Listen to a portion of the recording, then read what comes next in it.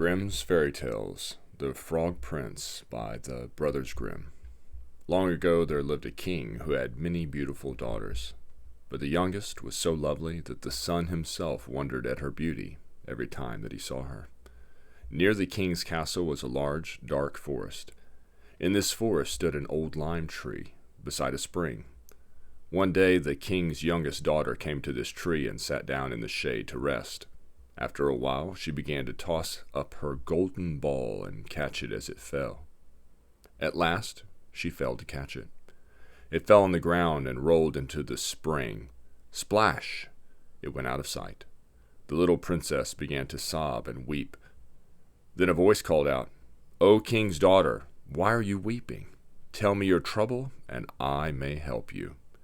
She looked toward the spot from which came the voice. There was a frog with his head stretched out of the water.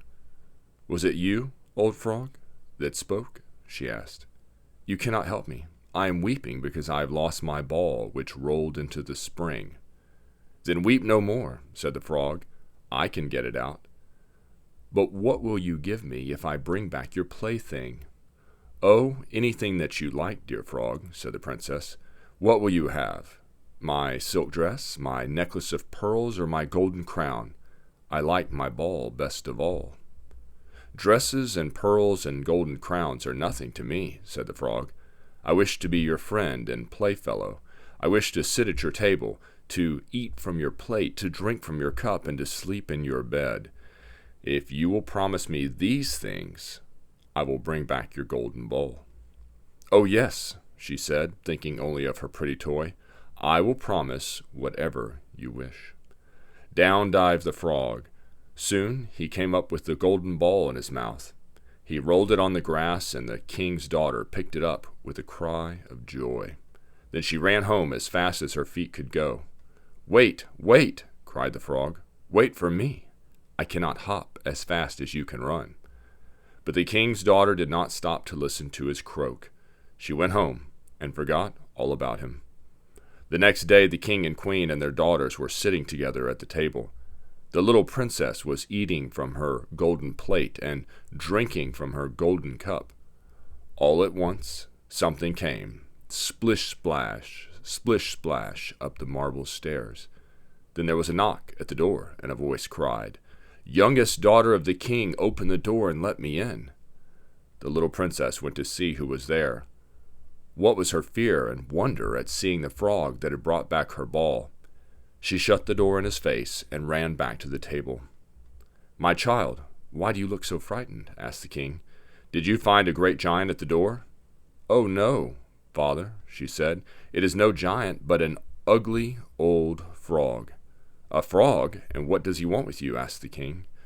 "Listen, father, and I will tell you all about it," said the little princess, in tears. "Yesterday I was playing beside the spring, and my golden ball fell into the water. I cried, and this frog came and got it out for me. But he made me promise that he might sit at the table with me and eat from my plate and drink from my cup and sleep in my bed. But oh, father, I did not think of what I promised. I never dreamed the frog could get out of the water and come here. But now he is at the door." Just then came a second knock. King's daughter, keep your word and open to me." "My daughter," said the king, "as you have made a promise, you must keep it. Go and let in the frog." The king's daughter went slowly and sadly to open the door. The frog hopped in and went to her chair. "Take me up beside you," he cried. She waited so long to do this that her father said, "My daughter, what you have promised, that you must do." So she took the frog up, and he jumped upon the table. "Push your golden plate nearer, and we will eat together," he said. The princess did so, but everyone could see how much she disliked it. "Now," said the frog, "give me drink out of your golden cup." This also the little princess had to do. At last the frog said, "I have both eaten and drank all that I wish. Now I am tired. Carry me upstairs into your room. Make ready your bed that I may sleep there as you promised." At these words the princess began to weep. She was afraid to touch the frog, and she did not wish him to sleep in her little bed. But her tears only made her father angry. "He helped you when you were in trouble," he said. Now you must keep your promise to him." Then the princess took the frog in 2 fingers and carried him to her room. She put him down in one corner, but he hopped to the bedside and said, "I am very tired. Put me in your bed, or I will tell your father." This made the princess angry. She struck him, saying, "Do be quiet, you ugly frog." Then tears of shame came into her eyes at her bad temper and her broken promise, and lo, there stood, instead of a frog, a young man, richly dressed. "Do not weep, little princess," he said.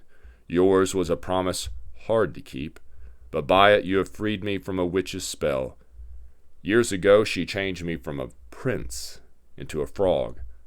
A frog I should stay," she said, "until I should find a princess who would let me sit beside her at the table and eat from her plate and drink from her cup and even sleep in her bed. She thought that would never be, but it is done, and I am free. Now I shall be king, and I wish you to be my queen." The next morning a coach drawn by 8 white horses came to take the young king home to his kingdom. Behind the coach stood the faithful Henry. He had been the servant of the young prince. When his master was changed into a frog, Henry grieved so that he had to bind 3 iron bands round his heart to keep it from breaking. Away went the coach with the young king and his bride. Behind rode the faithful Henry. They had not gone far when the king heard a loud crack, as if something had broken. He cried out, "Henry, is that the coach breaking?" "No, my king," said the faithful Henry. "It is only one of the iron bands round my heart. I put them there to keep it from breaking with grief when you were changed into a frog. The band breaks now because I am full of joy at seeing you free." Once and again came the sound. Then all 3 of the bands were broken, and Henry, like his master, was free and happy.